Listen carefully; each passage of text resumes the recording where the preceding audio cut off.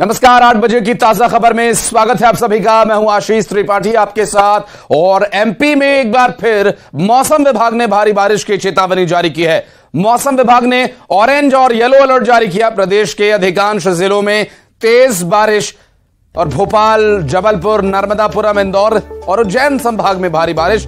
बैतूल, रतलाम, उज्जैन और आगर जिले में ऑरेंज अलर्ट जारी किया गया है। छिंदवाड़ा, सीहोर, हरदा, खंडवा, खरगोन, इंदौर और देवास में भी ऑरेंज अलर्ट जारी किया गया है। आपको बता दें, भारी से अति भारी बारिश की आशंका मौसम विभाग की तरफ से जताई गई है। और ऐसे में भारी बारिश का क्या असर होगा अंदाजा लगाया जा सकता है, क्योंकि मध्य प्रदेश में एक बार फिर भारी बारिश को लेकर ऑरेंज अलर्ट और येलो अलर्ट कुछ कुछ जिलों के लिए जारी किया गया है। मौसम विभाग की तरफ से जारी किए गए अलर्ट के बाद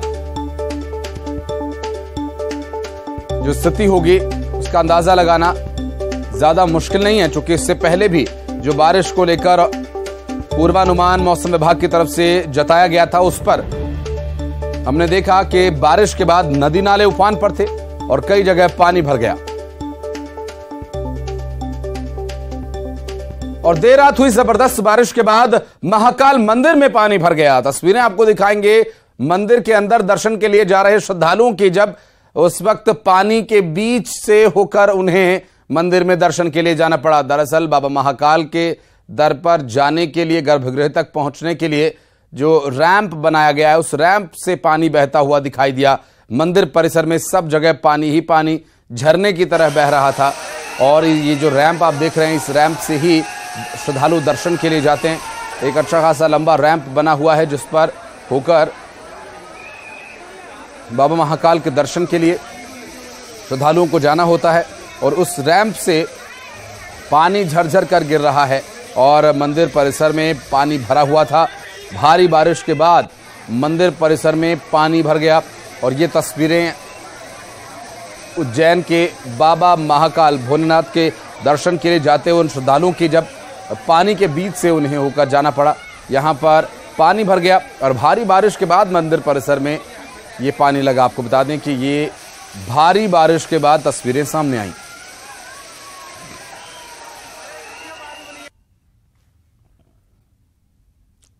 और भारी बारिश के बाद जलभराव की स्थिति यहां बन गई। और बारिश को देखते हुए कलेक्टर ने आदेश जारी कर कक्षा 1 से कक्षा 12 के सभी स्कूल्स की छुट्टी घोषित कर दी। वहीं गंभीर नदी का जलस्तर बढ़ने के चलते गंभीर बांध के गेट नंबर 3 को 50 सेंटीमीटर खोला गया। देर रात हुई बारिश के चलते एटलस चौराहा, नई सड़क, दौलतगंज, बहादुरगंज, गदपुलिया, नीलगंगा, फ्रीगंज, इंदिरा गांधी नगर चौराहा और नानाखेड़ा चामुंडा माता मंदिर चौराहा सहित तमाम जगहों पर जलभराव की स्थिति बनी हुई है।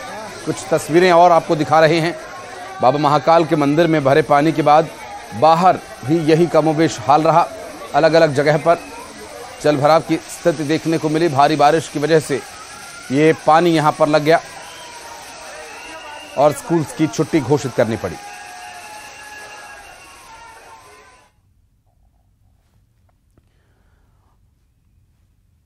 और शाहजहांपुर से बड़ी खबर आपको बता दें, तेज हवाओं के साथ भारी बारिश का दौर यहां भी जारी रहेगा। दरअसल शहर में पिछले 3 घंटे से बत्ती गुल है। मौसम विभाग ने जारी किया है अलर्ट। और ऐसे में बिजली न होने की वजह से भी परेशानी हो सकती है।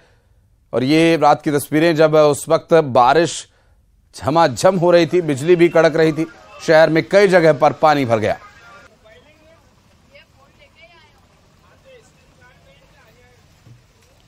तो भारी बारिश का असर देखने को मिल रहा है मध्य प्रदेश में। और अभी आगे भी ये बारिश इसी तरह से जारी रहेगी, क्योंकि मौसम विभाग की तरफ से ऑरेंज अलर्ट और येलो अलर्ट जो जारी किया गया है, उससे जाहिर है कि आगे परिस्थितियां कैसी रह सकती हैं। और ऐसे में सावधान रहने की आवश्यकता है। और बारिश का असर आम जनजीवन पर पूरी तरह से दिखाई दे रहा है। छतरपुर में भी, माफ करिएगा, शाहजहांपुर में भी यहां तस्वीरें जो सामने आई वो अपने आप में पूरी स्थिति को बयां कर रही हैं। और बात करेंगे हमारे दो सहयोगी इस वक्त अनुराग और अजय इस वक्त हमारे साथ जुड़ रहे हैं। अजय हमारे साथ उज्जैन से जुड़ रहे हैं और अनुराग भोपाल से हमारे साथ जुड़ रहे हैं, उनसे बात करेंगे। अब अजय, पहले मैं आपके पास आता हूं, चूंकि अभी की जो स्थिति है वो बाबा महाकाल के दर पर जो तस्वीरें हमने देखी, वो तस्वीरें अपने आप में बहुत सारे सवाल खड़े कर रही हैं। लेकिन अभी ताजा अपडेट क्या है? क्या पानी निकल गया है, कम हुआ है, बारिश रुकी क्या कुछ?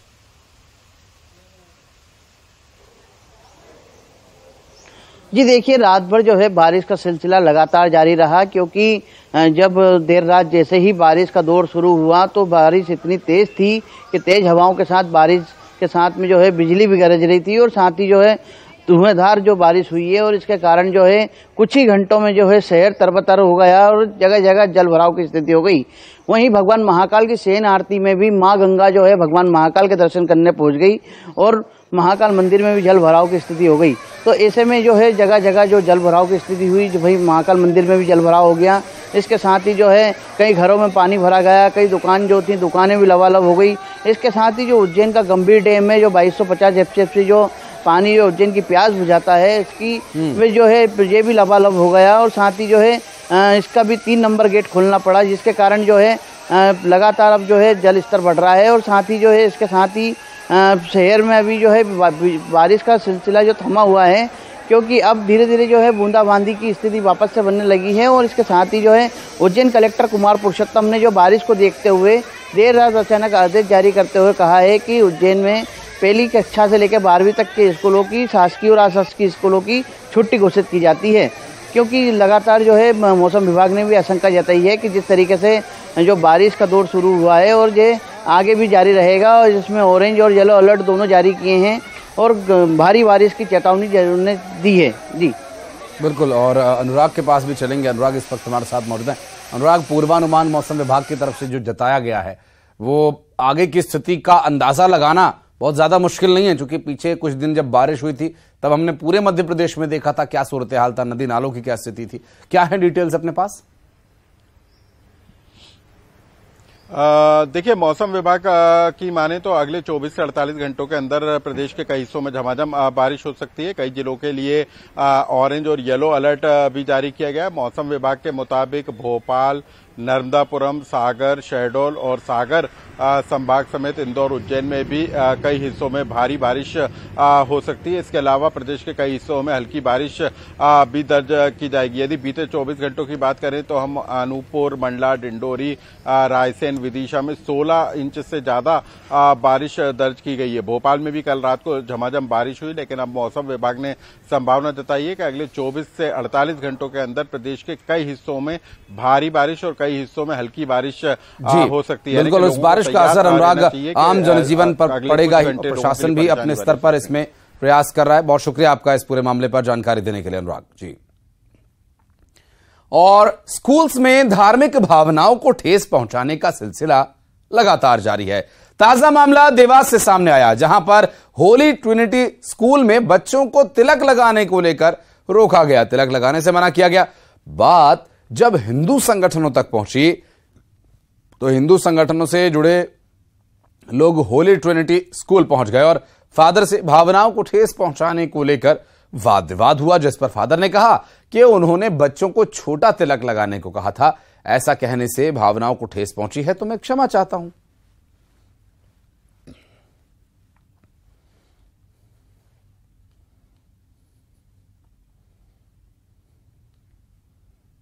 तिलक लगाने से मना करते हैं और सिस्टर प्रिया ने मेरा कल टीका मिटवाया था।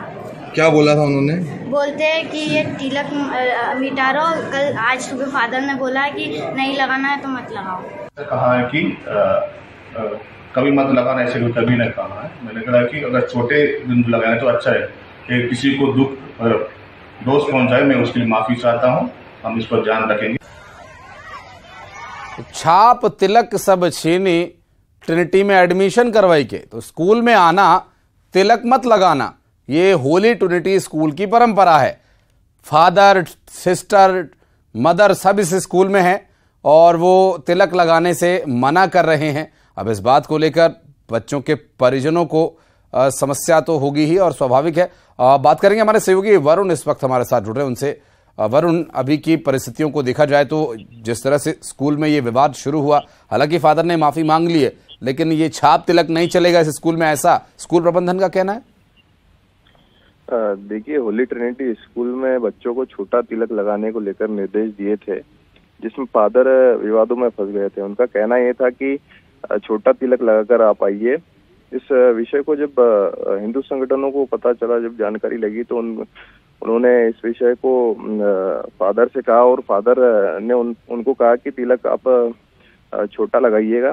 लेकिन ऐसा कहने पर जब लोगों की भावनाओं को ठेस पहुंचती है तो कहीं ना कहीं इस पर विवाद खड़े होते हैं और फिर विवाद के बाहर तमाम हिंदू संगठन वहां पर पहुंचते हैं और स्कूलों को हिदायत दी जाती है कि इस तरह की भावनाओं को ठेस नहीं पहुंचाई जाए। तब जाकर कहीं ना कहीं फादर इस पर क्षमा मांगते हैं।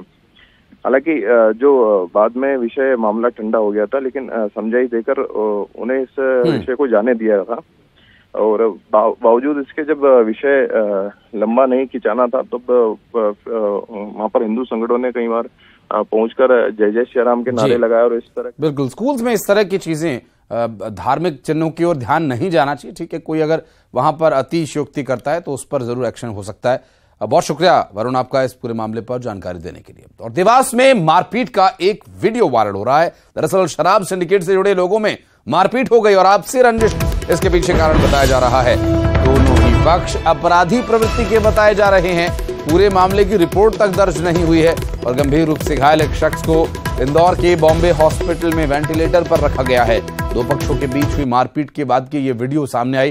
देखिए किस तरह से बुरी तरह यहाँ पर डंडे से मारपीट हो रही है। हालांकि दोनों ही जो पक्ष हैं वो आपराधिक प्रवृत्ति के बताए जा रहे हैं और अभी क्या इसमें मामला आगे दर्ज हुआ या नहीं, लेकिन जानकारी प्राप्त होने तक इसमें किसी भी तरह का कोई भी पुलिस केस या मामला दर्ज नहीं हुआ था। और भोपाल से बड़ी खबर आप बता दें, चुनाव अभियान समिति संयोजक नरेंद्र सिंह तोमर का मध्य प्रदेश का दौरा। नरेंद्र सिंह तोमर देर रात भोपाल पहुंचे।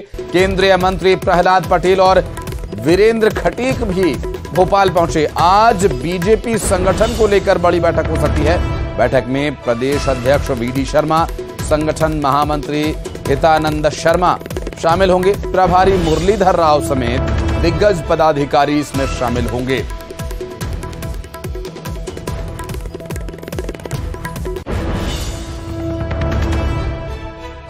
और आगामी इन बैठकों को लेकर चर्चा करेंगे, बातचीत करेंगे, जानकारी लेंगे। हमारे सहयोगी अनुराग श्रीवास्तव इस वक्त हमारे साथ जुड़ रहे हैं। और अनुराग, अभी चूंकि जिस वक्त हम बात कर रहे हैं, चुनाव की जो तैयारियां हैं, चुनाव की जो स्थिति है, उसमें काफी कुछ बदलाव की तैयारी है, क्योंकि सत्ता में एक बार फिर से वापस लौटने की कोशिश भारतीय जनता पार्टी कर रही है। क्या कुछ आज की जानकारी मिल पा रही? नरेंद्र सिंह तोमर पहुंच रहे हैं आज। लगता है अनुराग तक अभी आवाज नहीं पहुंच पा रही। एक बार फिर से प्रयास करेंगे उनसे बात करने का। और आगे जो बैठक होनी है, प्रदेश अध्यक्ष इसमें शामिल होंगे, प्रभारी मुरलीधर राव समेत कई दिग्गज पदाधिकारी इसमें पहुंचने वाले हैं। और इस स्थिति को देखते हुए, चुनाव अभियान समिति संयोजक नरेंद्र सिंह तोमर के दौरे को देखते हुए सभी जो कार्यकर्ता हैं और जो बड़े नेता हैं इस वक्त पूरी तरह से तैयारी में जुटे हुए हैं। और नरेंद्र सिंह तोमर का दौरा होना है। ऐसे में नरेंद्र सिंह तोमर के साथ जो फ्रंट लाइन लीडरशिप है भारतीय जनता पार्टी की, वो इस बैठक में मौजूद होगी। प्रहलाद पटेल, वीरेंद्र खटीक, प्रभारी प्रदेश अध्यक्ष समेत लगभग पूरी जो फ्रंटलाइन लीडरशिप है वो यहां पर मौजूद रहेगी। डिटेल्स लेंगे हमारे सहयोगी अनुराग इस वक्त हमारे साथ जुड़ गए। जी अनुराग, क्या डिटेल्स मिल पा रही नरेंद्र सिंह तोमर के आज के दौरे को लेकर? देखिए, बीजेपी की हम बात करें तो आज बीजेपी में बैठकों का दौर रह सकता है। केंद्रीय मंत्री नरेंद्र सिंह तोमर, जो इनको चुनाव का जो है संयोजक बनाया गया है, वो आज भोपाल में रहेंगे और इस दौरान वो बीजेपी दफ्तर में कई स्तर की बैठकें करेंगे। बताया ये भी जा रहा है कि जो प्रदेश में चुनाव के प्रभारी बनाए गए हैं अश्विनी वैष्णव, वो भी दोपहर तक भोपाल पहुंच सकते हैं। और इसके अलावा केंद्रीय मंत्री प्रहलाद पटेल, वीरेंद्र खटीक भी भोपाल पहुंचे और आज दिन भर बीजेपी के अंदर बैठकों का दौर जारी रहेगा। दोपहर में मीडिया से जुड़ी कमेटियों की बैठक हो सकती है और इसके अलावा शाम को चुनाव से जुड़ी बैठक भी होने की संभावना जताई जा रही है। इसके अलावा कल जो है भूपेंद्र यादव, जो कि मध्य प्रदेश में विधानसभा चुनाव के प्रभारी बनाए गए, वो भी कल भोपाल आएंगे और कल भी बैठकों का दौर जारी रहेगा। तो कुल मिलाकर विधानसभा चुनाव को लेकर किस तरह की बीजेपी रणनीति तय करेगी, जो अलग अलग कमेटियों का गठन होना है, उसमें जिन लोगों को शामिल किया जाना है, उन तमाम मुद्दों को लेकर आज की बैठक में चर्चा की जाएगी और उसमें कोई फाइनल रूप जो है कमेटियों का दिया जा सकता है। तो आज महत्वपूर्ण बैठक बहुत बड़ा दिन रहेगा आज के लिए, क्योंकि नरेंद्र सिंह तोमर प्रबंधन के लिए माहिर हैं और प्रबंधन में माहिर एक बार फिर से यहां पर आ रहे हैं, तो आगामी चुनावों को लेकर निर्देश जरूर दिए जा सकते हैं। डिटेल देंगे अनुराग आपसे आगे भी। बहुत शुक्रिया फिलहाल के लिए आपका इस जानकारी पर नजर डालने के लिए। और बढ़ते आगे, इंदौर से एक बड़ी खबर आपको बता दें। G20 देशों के डेलीगेट्स की हेरिटेज वॉक दरअसल बोलिया सरकार की छतरी से राजवाड़ा तक वॉक हुई और इंदौर की ऐतिहासिक इमारतों का और सांस्कृतिक छटा का अवलोकन किया। और दरअसल कृष्णपुरा, छतरी और गोपाल मंदिर से राजवाड़ा पहुंचेंगे डेलीगेट्स।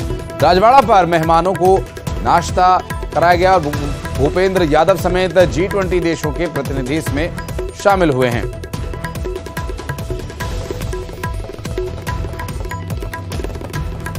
तो इंदौर के खान पान का जो हमेशा से चर्चा रहती है, वो सभी व्यंजन यहां पर पहुंचे प्रतिनिधियों ने चखे।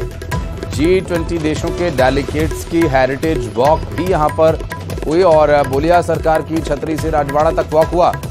इंदौर के जो विश्व प्रसिद्ध संस्कृति है, जो यहाँ का खान पान है, चर्चा में तो हमेशा ही रहता है और यहाँ G20 की जो प्रतिनिधियों ने इसे चखा तो स्वाभाविक है ये जब अपने अपने देश में जाएंगे तो इंदौर की चर्चा जरूर होगी। और मध्य प्रदेश का इंदौर, जो कि यूं भी पूरी दुनिया में प्रसिद्ध है, कुछ और देशों तक इसकी पहुंच होगी।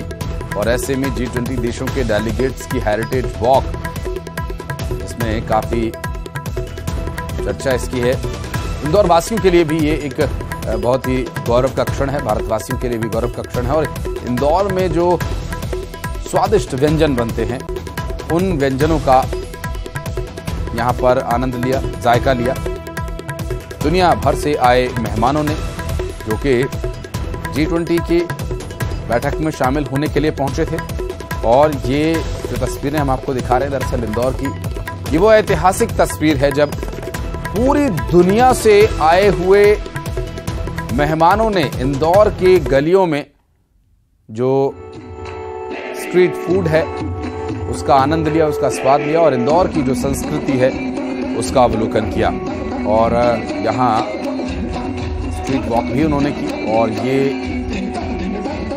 केंद्रीय मंत्री भूपेंद्र यादव समेत G20 देशों के प्रतिनिधियों के वहां पर होने से रौनक बढ़ गई।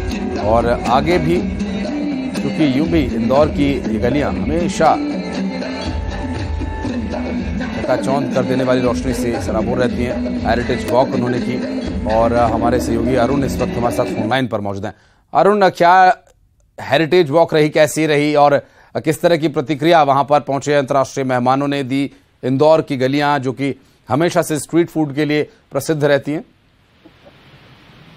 बिल्कुल, देखिए आज जो हेरिटेज वॉक है वो यहाँ पर आयोजित की गई। G20 देशों की जो समिट थी इंदौर में 19 जुलाई से 21 जुलाई के बीच, वो कल खत्म हुई। उसके बाद मेहमानों और डेलीगेट्स के लिए हेरिटेज वॉक का आयोजन किया गया था और इसमें खासतौर से इंदौर की जो समृद्धशाली परंपरा है, संस्कृति और ऐतिहासिक धरोहर है, उनसे इन मेहमानों को रूबरू कराने के लिए इसका आयोजन किया गया था। और ये बोलियां सरकार की जो छतरी है वहां से ये शुरू हुई और राजवाड़ा पर पहुंची और राजवाड़ा पर यहाँ मेहमानों का स्वागत किया जा रहा है, यहाँ पर उनको नाश्ता कराया जा रहा है।